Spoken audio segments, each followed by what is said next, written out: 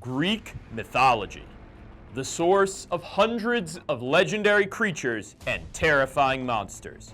Here are 10 of the biggest. Number 10. Hippogriff. You may only know of the Hippogriff from Harry Potter, but it has its origins deep in the myths and tales of antiquity. The first mention of the creature is from the epic poet Virgil, and it's been a part of storytelling ever since. This valiant mount is half horse, half griffin, which is itself a legendary creature, and all attitude. Descriptions of this creature vary slightly, but the most compelling one, coming to us from the fantasy game Dungeons & Dragons of all places, clearly describes the creature as having a horse's ears, neck, mane, torso, and hind legs, and an eagle's wings, forelegs, and face. We all know that Harry Potter rode the most famous hippogriff ever, Buckbeak, in the third book in the series. But did you know that the hippogriff has been described as the physical embodiment of love? It's true. Apparently, the mare and the griffin are mortal enemies, according to tradition, which means their offspring is a testament to the power of love. Although, how would that work? You know what, never mind. In the original Greek mythology, the hippogriff is considered a symbol of the Greek god Apollo. Some historians claim that both Apollo and the hippogriff came to the Greeks from cultures to the east. Number 9. Pegasus. This is like the hippogriff's cousin. The Pegasus is also a mixture of a horse and a bird, but in this case the horse dominates and simply gets the bonus of a mighty pair of wings. The most memorable Pegasus in pop culture is from the movie Hercules, where he mounts his valiant winged steed to fight evil monsters and save people in danger. In the original Greek mythology, Pegasus was born after Perseus decapitated the Gorgon, Medusa, when her magical blood sank into the ocean. From that mixture of sea foam and Gorgon's blood sprang the Pegasus. And in fact, it wasn't Hercules who rode Pegasus in the original myth. It was actually the hero Bellerophon who rode Pegasus in his incredible battle against the Chimera. Bellerophon used Pegasus to fly far above the beast, shooting it with arrows and dodging its fire breath. After a lifetime of being a faithful horse, Pegasus was honored by being turned into a constellation by Zeus. Even today, we still recognize one of the constellations in the night sky as Pegasus, thanks to this amazing tale. Number 8. Manticore. Now we come to another pair of similar mythical creatures.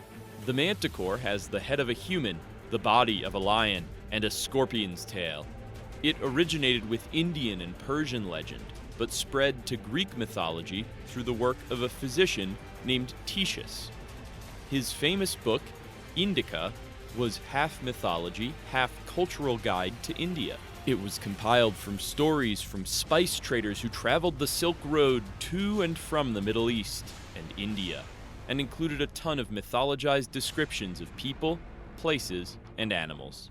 Some descriptions of the Manticore from medieval times call it man-tiger, which makes sense, although the descriptions of these similar creatures start to blend together when you consider how many cultures have their own version of the human-lion hybrid.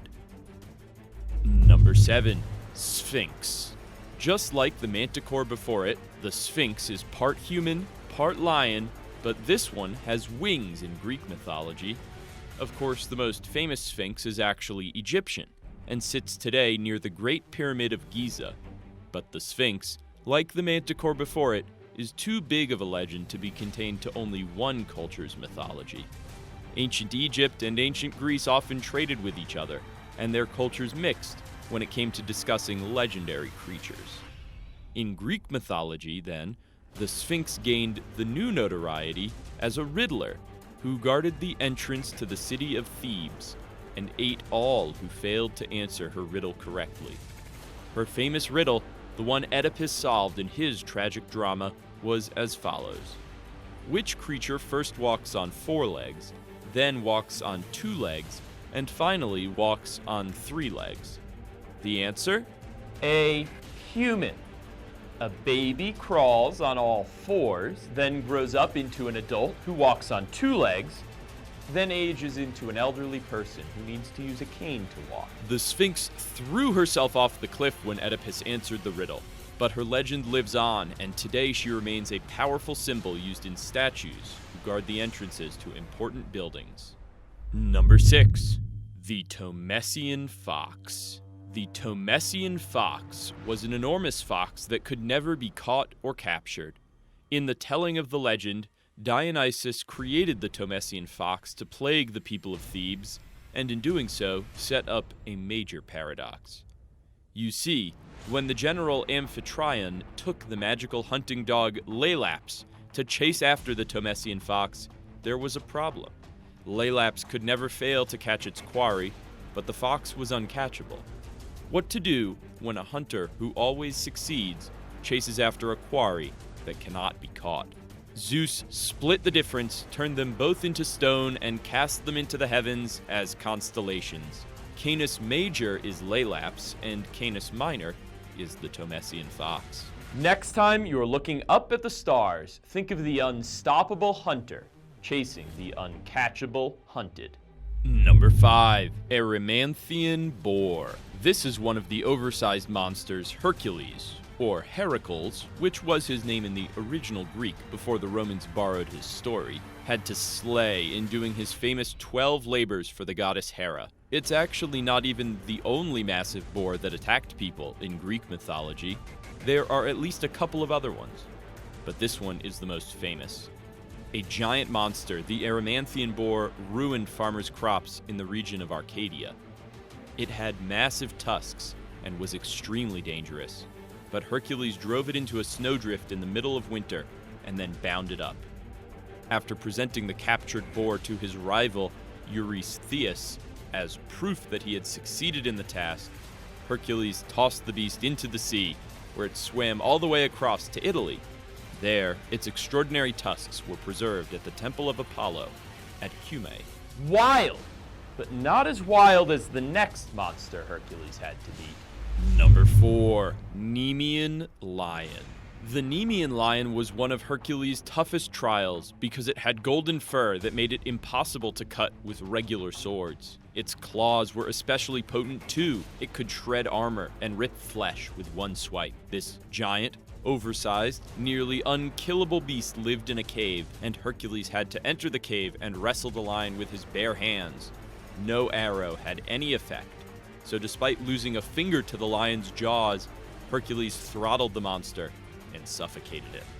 He had to stun the lion with a club, then strangle it by hand, but his reward was the impenetrable pelt, which he wore as an indestructible suit of armor.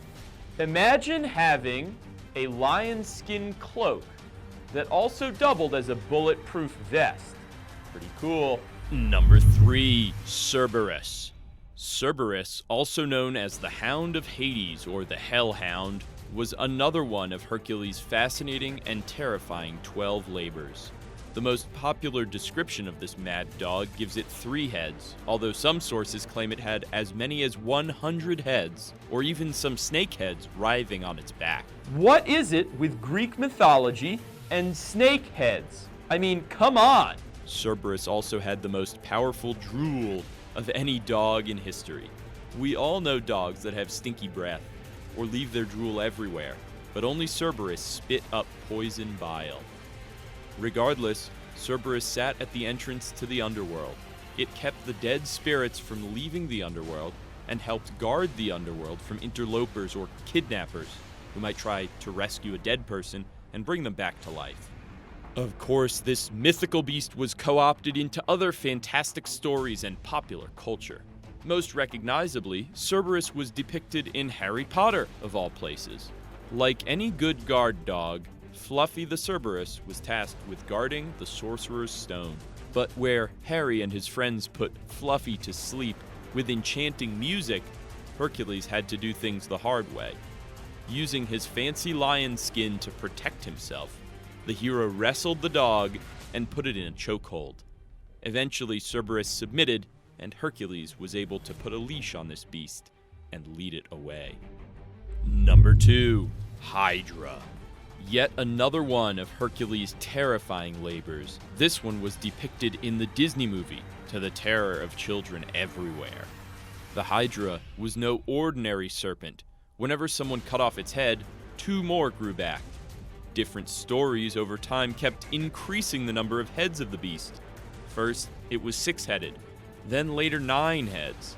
Subsequent portrayals gave it 50 heads.